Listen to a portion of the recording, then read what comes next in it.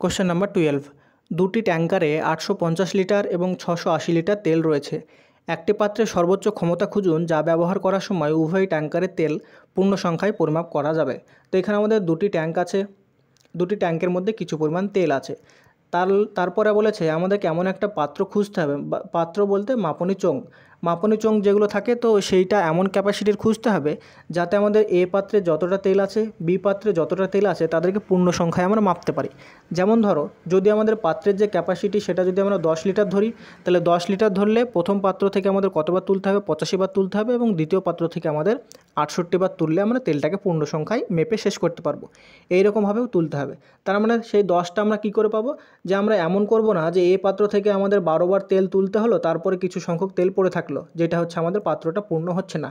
সেক্ষেত্রে আমাদের হবে না। আমাদের এমন এলসিএম পাত্রের আয়তন নিতে হবে যাতে এই যে তেলটা আছে সেইগুলোকে আমাদের হয় 10 বার, না হলে 20 বার, না হলে 50 বার, এরকমভাবে তুললে আমাদের পুরোটা তেলটা উঠে যায়।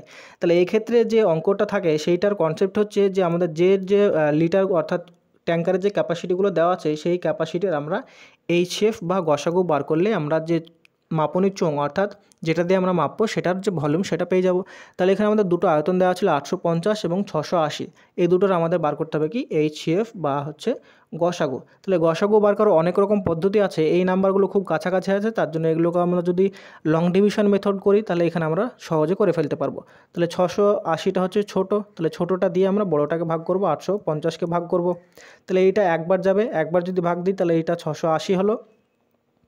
তো 680কে যদি 850 থেকে মাইনাস করি তাহলে এখানে হবে 0, এখানে হবে 7, আর এখানে হবে 170। তাহলে এবার 170কে দিয়ে আবার আমরা যদি 680কে ভাগ করি তাহলে এইটা কত পাবো?